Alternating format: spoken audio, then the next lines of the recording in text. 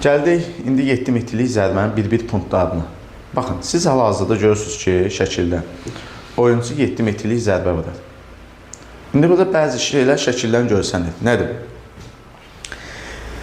7 metrlik zərbəni dedik istənilən oyunçu vura bilər. Və nə zaman 7 metrlik zərbə təyin olunur? Açar söz aşağı qol imkanının pozulmasında. İndi bu 7 metrlik zərbə zamanı İstənilən oyuncu vura bilər. Məsələn, tutaq ki, göylərdən bu şəxs vurur. 7 metrlik zərbə zamanı oyuncunun görürsünüzdə, bax 7 metrlik xətti görürsünüz. 7 metrlik xəttdən arxada və 1 metrdən çox olmayaraq gedə bilər. Belə bir şey var da.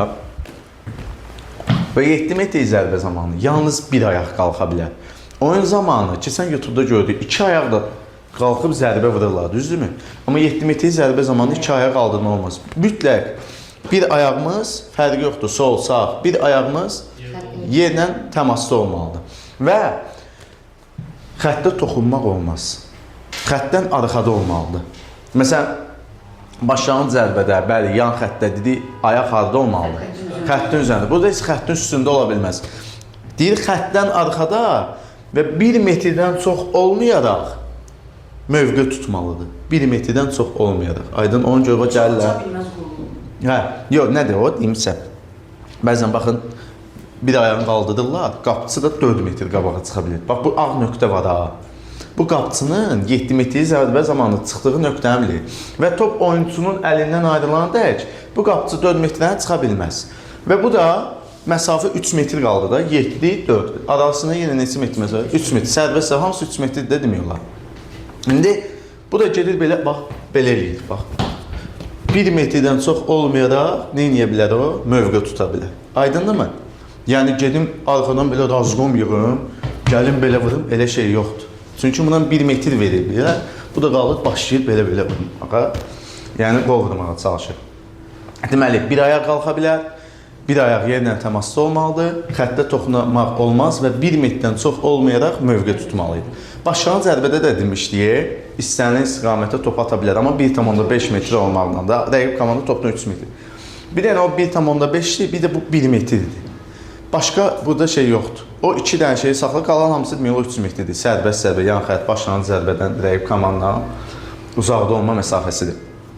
Və indi bu o komandanın, yəni bu göyün tərəfdaşları olmalıdır. Bax, bu qırıq-qırıq xətti görürsünüz. Bu qırıq-qırıq xəttin arxasında yerləşə bilərlər, amma yerləşmirlər. Deyəcəm niyə yerləşmirlər. Qayda ilə, qanunla onlar burada yerləşə bilərlər. Amma bunun tərəfdaşları isə həm sərbəst zərbə xəttdən arxada, həm də ən azı 3 metr məsafədə olmalıdır. Aydındır mı? Mən deyirəm ki, bu oyunçunun əlindən top ayrılana qədər bu qapısı neçə metri tərk eləyə bilməz? 4 metri tərk eləyə bilməz. Eyni zamanda top əlindən ayrılana dək bunun tərəfdaşları 3 metrəni poza bilməz. Və yaxud bunun zərbəni vuran öz oyunçunun öz tərəfdaşları top əlindən çıxana qədər onlar da qabağa gələ bilməz. Yəni sərbəst zərbə. Yəni top əldən çıxmalıdır ki, onlar gələ bilsin. Və yaxud qapıcı 4 metrdən çıxa bilsin. İndi bəs əks olsa nə olar?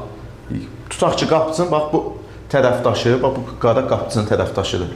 Tutaq ki, bu top oyuncusu əlindən ayrılanda gəldi, girdi bura. 3 metrənin pozusu.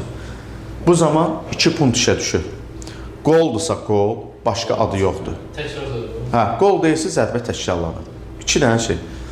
Yəni günahı olsa bunlar görüb də, qoldursa qoldur da, bundan niyə proaktiv qərar versin ki? Kimi izah edə bilirəm.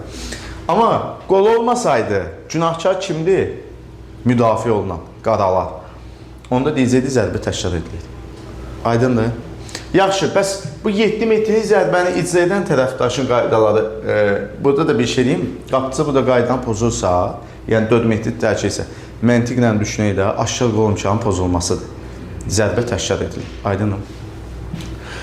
Bəs bunun tərəfdaşları qaydanı pozarsa, nə olur? Sərbəst zərbə.